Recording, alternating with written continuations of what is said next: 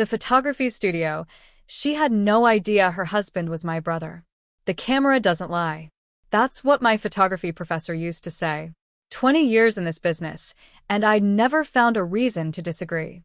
Until the day Vanessa Chen walked into my studio. She breezed through the door like sunlight itself had taken human form, all flowing auburn hair, cream cashmere coat, and the kind of smile that probably made strangers want to help her cross streets she was perfectly capable of crossing alone. "Hi. I'm here for the couple's portrait session. 2 o'clock appointment." I glanced at my schedule, though I'd already memorized it that morning like I did every morning. Vanessa Chen and David Morrison. Anniversary photos. Premium package.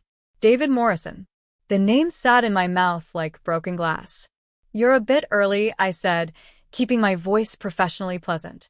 "Your husband isn't here yet?" "Oh, he's always running late." She laughed, easy and unbothered. "Work stuff. He's an investment banker, so you know how that goes. I just figured I'd come early and maybe look at your portfolio." "Of course." I led her to the viewing area, a carefully curated space with leather couches and soft lighting where clients could browse albums of my previous work. She settled in like she owned the place, crossing her legs and pulling out her phone. "Oh wow, these are gorgeous," she murmured, flipping through a wedding album. "Is this your work? The composition is incredible." "Thank you. I swear, finding a good photographer in this city is impossible. Everyone's either crazy expensive or their stuff looks like iPhone photos with a filter." She looked up at me with those wide hazel eyes. "How long have you been doing this?" "About 7 years professionally. Longer if you count the years I spent figuring out what I was doing." She laughed again. That easy, tinkling sound that probably charmed everyone she met. "Well, you definitely figured it out. David's going to love these. He's so picky about photos, drives me crazy. But I saw your Instagram, and I was like, this is it, this is the one. David's going to love these." I smiled and nodded, and said something appropriate about being honored she'd chosen my studio. What I didn't say, I know exactly how picky David is. I know he hates photos where he's not perfectly centered. I know he thinks his left side is better than his right. I know he alphabetizes his bookshelves and irons his boxer shorts and still sleeps with a nightlight because he's afraid of the dark. I know because David Morrison used to be David Chen, my baby brother, before he stole my fiancé, destroyed my career, and disappeared with the money from our mother's estate that was supposed to pay for her cancer treatment. 7 years earlier. The thing about Betrayal is that it never looks like betrayal at first. It looks like love. I was 29, engaged to Marcus Way, a charming litigation attorney I'd met at a gallery opening. He was everything I thought I wanted: successful, handsome, attentive in that particular way that made you feel like the only person in the room. My brother David adored him. They'd become fast friends the moment I introduced them, bonding over basketball and craft beer, and whatever men bond over when they're trying to impress each other. "Your brother's great," Marcus would say after David left our apartment following one of his frequent visits. "Really solid guy." I was thrilled they got along. My photography business was just starting to take off. Marcus's law firm had just made him junior partner. David had recently graduated from business school and landed a job at a startup. Everything felt like it was falling into place. Mom's diagnosis came in October. Stage 4 pancreatic cancer. 6 months to a year, they said, if we were lucky. We weren't lucky. The treatments were experimental, not covered by insurance. $400,000 for a clinical trial that might give her another 2 years. I had about $50,000 saved. Marcus had offered to help, but I couldn't take his money. We weren't even married yet. So Mom made a decision. She put the house up for sale, the house she and Dad had bought in 1987, where David and I had grown up, where every room held memories thick enough to drown in. "It's just a house," she'd said when I cried. "You two are my home. Always have been." The house sold for $620,000. After paying off the mortgage and fees, we had $485,000. Enough for the treatment with some left over for recovery care. Mom set up a trust. David and I were co-trustees. We'd manage the funds together, make sure the money went where it needed to go. I trust you both completely, she said, holding our hands in that sterile hospital room. You're my greatest accomplishment. I know you'll take care of things. David squeezed her hand. Of course, Mom. We've got this. I believed him. God, I believed him. The first withdrawal happened 2 weeks before my wedding. I was in the final chaos of planning, dress fittings, vendor confirmations, seating charts that made me want to set things on fire. I barely glanced at the trust account statement when it arrived in the mail. Until I saw the balance. $485,000 had become $305,000. I called David immediately, my hands shaking so badly I could barely hold the phone. Dave, did you see the trust account statement? Silence. Then, oh, yeah, I was going to talk to you about that. There's $180,000 missing. It's not missing, he said, and something in his tone made my stomach drop. I moved it to a different investment account. Better returns. Mom needs that money to last, right? This way we can actually grow it while she's in treatment. It sounded reasonable. David had an MBA. He worked in finance. Of course he'd know how to invest money better than I would. Okay, I said slowly. But we're supposed to make those decisions together. That's what co-trustee means. I know. I'm sorry. It was a time-sensitive opportunity and I couldn't reach you. You were at that destination wedding shoot, remember? No cell service for like 4 days. He was right. I had been unreachable. And he sounded genuinely apologetic. Just next time wait for me, okay? This is Mom's life we're talking about. Absolutely. I promise. I let it go. I shouldn't have let it go. The wedding was set for June 15th at the Botanical Gardens. 200 guests. String quartet.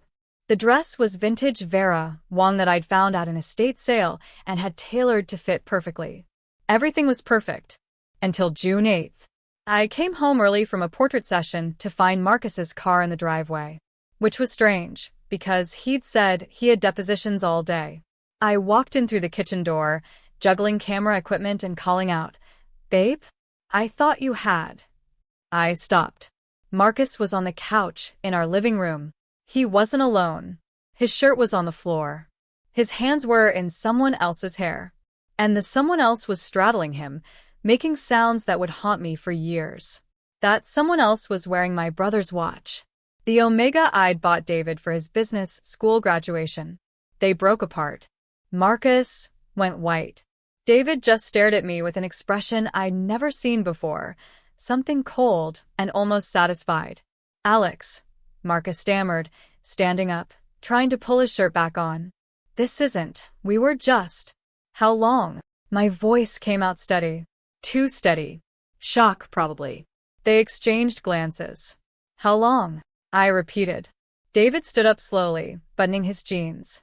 "About 8 months. 8 months before Mom's diagnosis. Before the house sale. Before any of it. The wedding's in a week," I whispered. Marcus reached for me. "Alex, please. I love you. This was a mistake. We can work through." "Get out. Alex. Get out." I screamed it. Actually screamed, which I'd never done before in my life. Something primal and broken tearing out of my throat. Marcus grabbed his things and ran. Actually ran like I might murder him. Which, in that moment, wasn't entirely off the table. David moved more slowly. Deliberately. He picked up his jacket, his phone, checking both like he had all the time in the world. At the door, he paused. "I'm sorry you had to find out this way," he said. "Not I'm sorry I did this. Not I'm sorry I betrayed you. Just sorry I found out." "We're done," I said. "You and me. We're done." He nodded.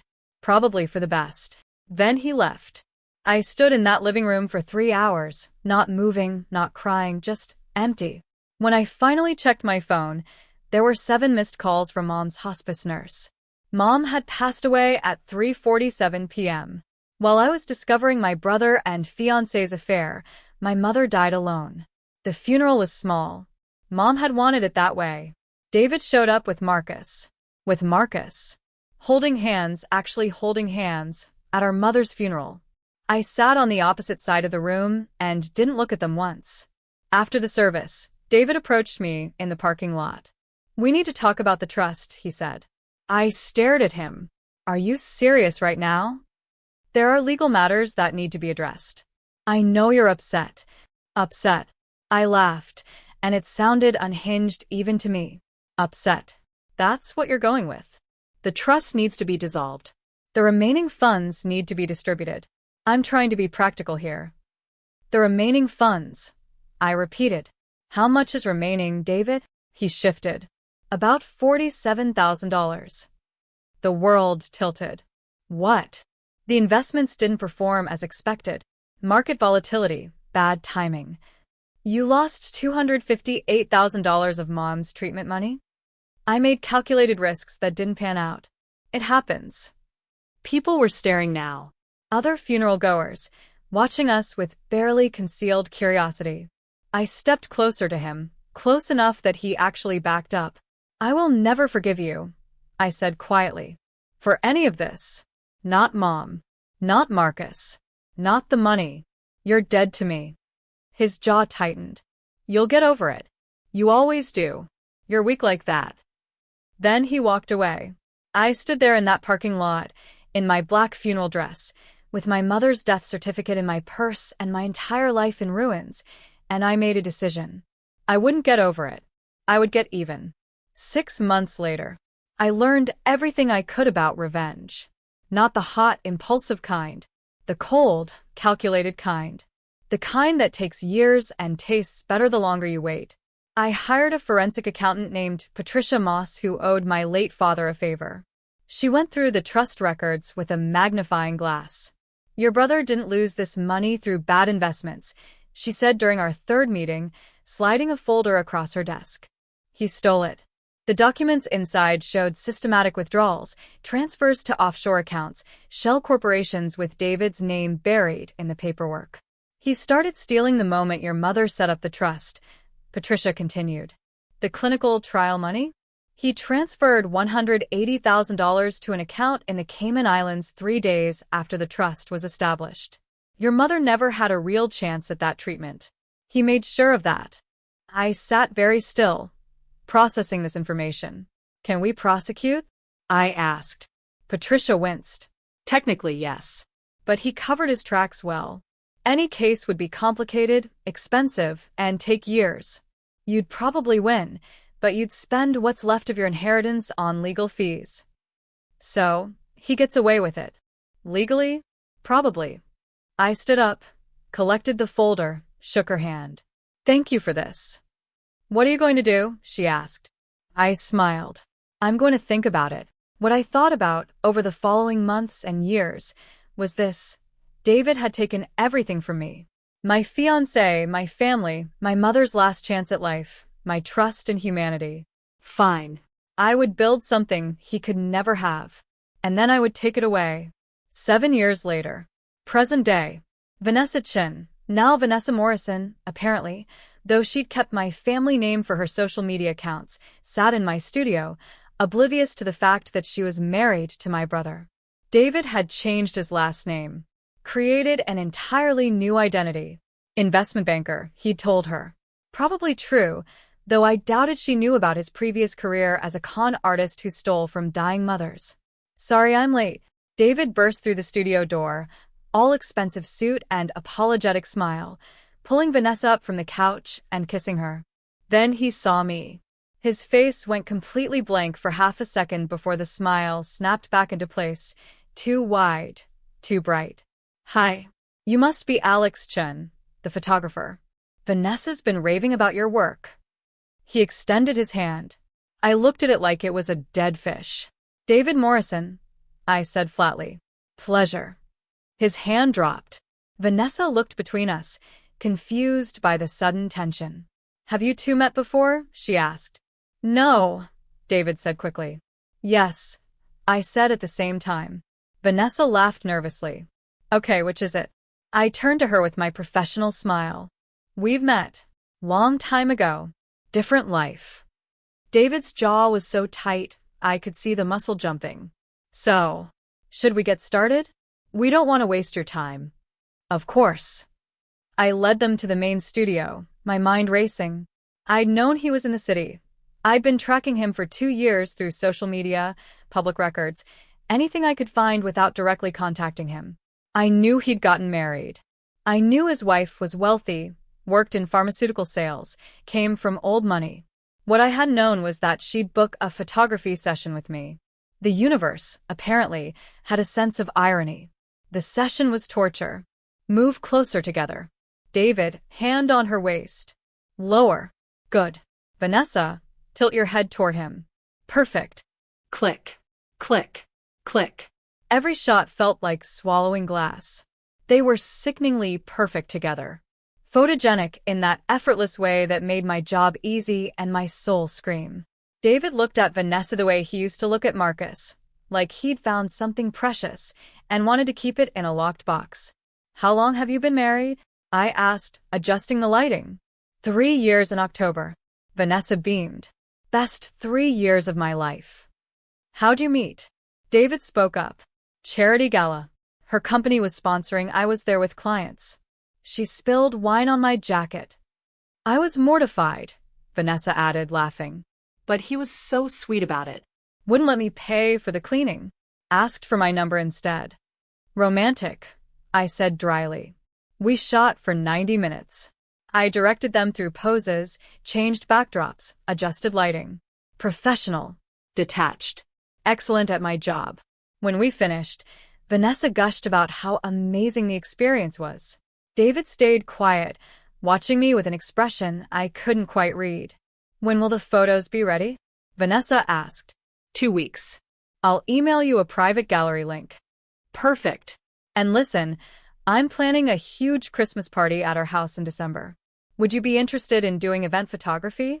I can pay whatever your rate is. David's hand shot out, grabbing her arm. Babe, I'm sure Alex is really busy. Actually, I interrupted, smiling directly at him. I'd love to. Send me the details. Vanessa squealed and hugged me. David looked like he might be sick. After they left, I sat in my studio for a long time, staring at the images on my camera screen. David and Vanessa, frozen in perfect moments of artificial happiness. I opened my laptop and began typing an email to Patricia Moss. Subject: I need everything you can find on Vanessa Morrison, née Chen. Everything. 2 weeks later. The information Patricia sent me was comprehensive and devastating. Vanessa Chen came from serious money. Her grandfather had founded a pharmaceutical company in the 1960s that her father still ran. She was the only heir, worth approximately $40 million in trust funds, property, and stock. She'd met David 3.5 years ago, exactly like she'd said. What she didn't know, David had researched her for 6 months before that accidental wine spill. He'd bought tickets to 3 previous galas she'd attended, studying her patterns, her friends, her interests. The marriage had been fast. 6 months from meeting to wedding. David had signed a prenup, but Patricia's analysis showed it was designed to look protective while actually giving him significant access to Vanessa's assets in the event of divorce. He's running the same playbook, Patricia noted in her report. Find wealthy woman. Charm her. Marry fast. Gain access to finances. Based on his pattern, he'll likely start creating exit strategies around year 4 or 5. I thought about Vanessa's bright smile, her easy laugh, the way she looked at David like he hung the moon. I thought about my mother, dying alone while David stole her treatment money. I thought about Marcus, who'd sent me one pathetic email after the wedding cancellation. David left me. Said I wasn't useful anymore. I'm sorry for everything. David didn't love anyone. He consumed people and moved on. And Vanessa was next. December. The Christmas party. The Morrison house was exactly what I'd expected. A restored Victorian in Pacific Heights, probably worth $8 million, decorated within an inch of its life with white lights and enough garland to strangle Santa. I arrived early with my equipment, professional and polite. Vanessa greeted me in a designer cocktail dress, already slightly tipsy. Alex, you're here. Oh my God, I'm so glad. David's been weird about this party all week. I think he's stressed about work, but whatever, right? It's Christmas. Oh, did you see the photos you took? They're gorgeous. We're using one for our Christmas cards. She pulled out her phone, showing me the card design. David and Vanessa, looking perfect and in love. I swallowed bile. Beautiful. Right? Okay, so just capture whatever you think looks good. Candid stuff, some group shots, you know the drill. Bars in the dining room, if you want anything. The party filled up quickly. Vanessa's friends, pharmaceutical executives, David's colleagues, society people whose names I recognized from charity benefit listings. I moved through the crowd with my camera, invisible the way photographers always are at events. Capturing moments. Watching. David avoided me carefully, always managing to be on the opposite side of whatever room I was in. Around 9 p.m., I was shooting near the study when I heard voices inside. David's voice, low and angry. I don't care about the timeline. I need the transfer processed by January. No, she won't notice. I've been handling the accounts for 2 years. Just do it. I pressed record on my phone's voice memo app and held it near the door. The prenup's airtight. Even if she suspects something, her lawyer wrote it, not mine. She trusts me completely. Yes, same as always. For years, build trust, create dependency, file for divorce, claim emotional distress, walk away with the settlement. She's already agreed to put the Pacific Heights property in joint ownership. That alone is worth. Stop worrying. I've done this before. My hands were shaking so badly, I almost dropped the phone. He'd done this before. To Marcus. To whoever else came before that. And now Vanessa. The study door opened suddenly. David stood there, face to face with me. We stared at each other. Alex, he said carefully. Enjoying the party? It's lovely. Good. That's good. He started to walk past me. I spoke without planning to. Does she know what you did to Mom? He froze. Does Vanessa know you killed our mother? David turned slowly. His face was completely calm. I didn't kill her. Cancer did. You stole her treatment money. Same thing. That's a very dramatic interpretation of events. It's the truth. He smiled then, that cold, satisfied smile I remembered from the day I found him with Marcus. The truth is whatever story people believe, Alex. And Vanessa believes I'm a successful investment banker who loves her very much. That's the truth that matters. For now. His eyes narrowed. What's that supposed to mean? I smiled back. Nothing. Just that truth has a funny way of coming out eventually. Are you threatening me? I'm stating facts. You're good at this, David. Really good. But you're not perfect. Eventually, you'll slip. And when you do... I shouldered my camera bag. Well, I'm patient. I walked away, leaving him standing there. The game, I realized, had officially begun. January. Vanessa called me 3 days into the new year. Alex? Hi. I hope this isn't weird, but I wanted to ask you something. As a friend? I mean, I know we're not exactly friends, but I feel like we could be friends, you know? She was rambling, nervous. What's going on? I asked. Silence. Then, can we meet for coffee? Not at my house. Somewhere neutral. We met at a cafe in North Beach, far from Pacific Heights. Vanessa looked different. No makeup, hair pulled back, wearing jeans and a Stanford sweatshirt instead of her usual designer everything. She looked scared. I think David's hiding something from me, she said without preamble. Money stuff. I found some bank statements in his office that don't match what he's been telling me about our accounts. My heart rate picked up. What kind of discrepancies? Transfers. Large ones. To accounts I don't recognize.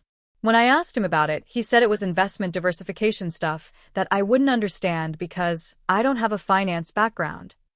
She laughed bitterly. Which is probably true, but it felt off. You know. Trust your instincts, I said carefully. The thing is... She looked down at her coffee. This is going to sound insane. But at the Christmas party, I overheard him on the phone in his study, talking about timelines and transfers and divorce. Did you confront him? I tried. He said I misheard, that he was talking about a client situation. But Alex, I know what I heard. And then he got so sweet afterward, like suspiciously sweet, buying me gifts and planning this trip to Tahiti, and she trailed off. I sound paranoid. You don't, I said. You sound like someone whose gut is telling her something's wrong. She looked up at me with those trusting hazel eyes. Would you help me figure out what's going on? You seem really smart, and I don't know who else to ask. I can't talk to my dad about this. He'll just say, I told you so. He never liked David. And my friends are David's friends now, too. So this was it. The opening I'd been waiting for. I'll help you, I said. But Vanessa, if we do this, you need to be prepared for what we might find. I know, she whispered. I think I already know. I just need proof. Over the next 3 months, Vanessa and I became partners in investigation. I introduced her to Patricia Moss, who went through the Morrison finances with a scalpel. What we found was worse than I'd expected. David had been systematically draining Vanessa's accounts since 6 months into their marriage. Small transfers at first, then larger ones. He'd created shell companies in her name, taken out loans using her assets as collateral, invested her money in high-risk ventures that consistently failed. He'd lost $4 million of her money. He's doing it again, I said quietly as Vanessa stared at Patricia's report. Exactly what he did before. Vanessa looked up. Before? I'd been waiting for this moment, dreading it and craving it in equal measure. David's my brother, I said. Vanessa's coffee cup hit the floor, shattering. What? His real name is David Chen. He changed it 7 years ago after he stole money from our dying mother and destroyed my life. I told her everything. Mom's cancer, the trust fund, Marcus, the funeral, all of it. Vanessa listened with a hand over her mouth, tears streaming down her face. Oh my God, she whispered when I finished. Oh my God, Alex. I'm so sorry. I had no idea. You wouldn't have. He's good at this. Really good. Why didn't you tell me immediately? At the photo session? Would you have believed me? She was quiet for a long moment. Probably not. Exactly. You needed to see it yourself. I just helped you see it faster. Vanessa wiped her eyes, her expression shifting from devastated to furious. What do we do now?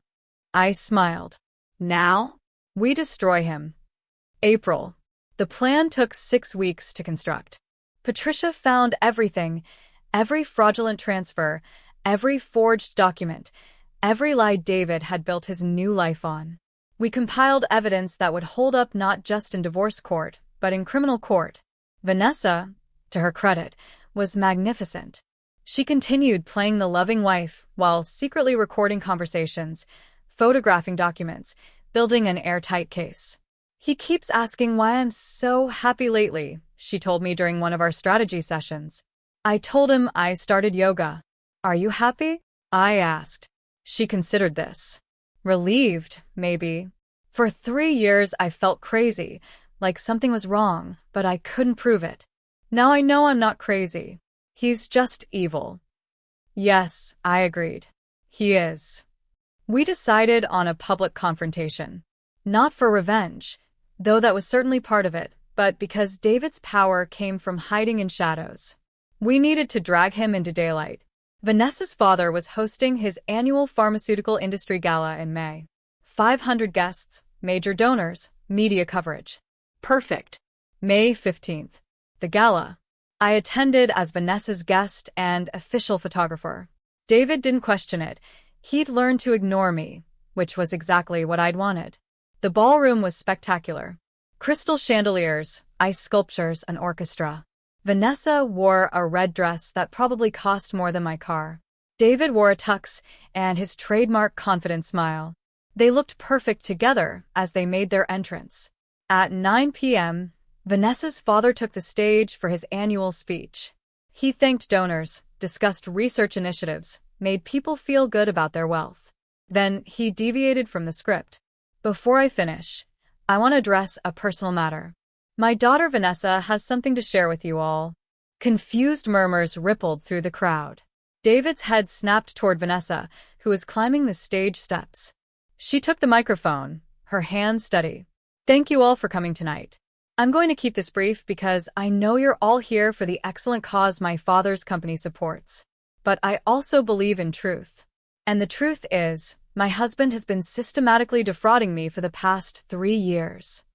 The ballroom erupted. David went white. Vanessa continued, her voice clear and strong.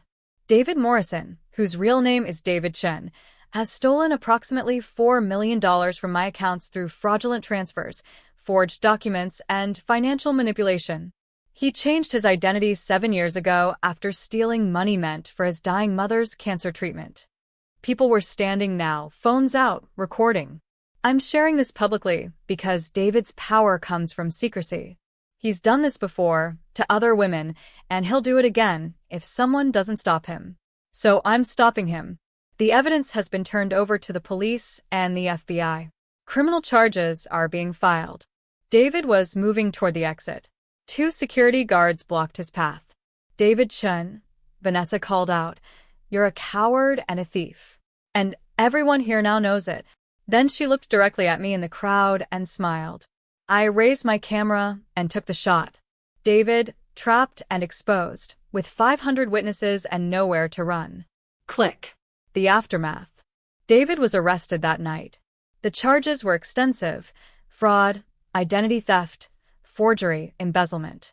His lawyer tried to make a deal. The prosecutors, armed with Patricia's ironclad evidence and testimony from both Vanessa and Marcus, who'd agreed to cooperate in exchange for immunity, weren't interested. The trial lasted 3 months. I attended every day, sitting in the back row with my camera. On the witness stand, David tried to play victim.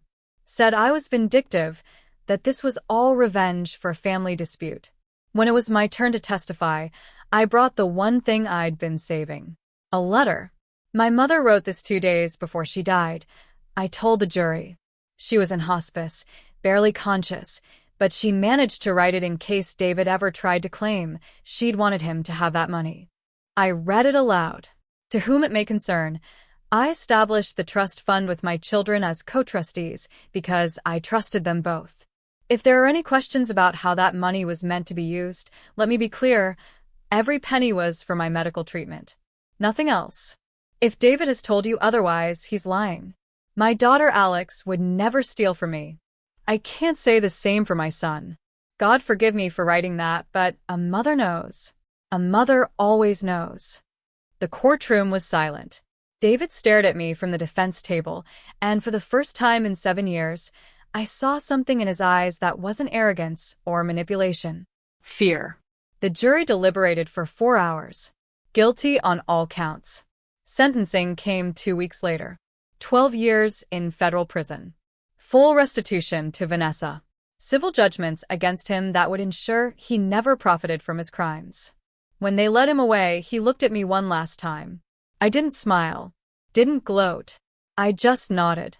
Justice, I'd learned, didn't need theatrics. It just needed patience. 1 year later, Vanessa and I were sitting in my studio, looking through photos for her new dating profile. Not that one, she said, laughing. I look insane in that one. You look happy. Same thing, apparently. She'd handled the divorce and scandal with impressive grace. Her father's company weathered the media storm. She'd started a foundation helping victims of financial abuse. She was, by all accounts, thriving. We'd become actual friends, not just revenge partners, but real friends who got coffee and complained about dating and watched terrible movies together. Have you heard from him? She asked carefully. She never said David's name anymore. Just him. No. Have you? He sent a letter last month. From prison. Apologizing. Did you read it? Burned it. She smiled. Felt good. My phone buzzed. A client confirming their wedding photography booking. Business was booming. Turned out publicly exposing your criminal brother at a society gala was excellent publicity. I'd been featured in 3 magazines, gained 50,000 Instagram followers, and had bookings scheduled 18 months out. You ever think about forgiving him? Vanessa asked suddenly. I considered the question seriously. Did I forgive David for stealing from Mom? For destroying my engagement? For the years of pain? No, I said finally. I don't. And I don't think I need to. Forgiveness isn't mandatory for healing. Sometimes holding people accountable is enough. Vanessa nodded. Good. Because I don't forgive him either. And I'm tired of people telling me I should. We sat in comfortable silence for a moment. You know what's funny? Vanessa said. In a really dark way? What?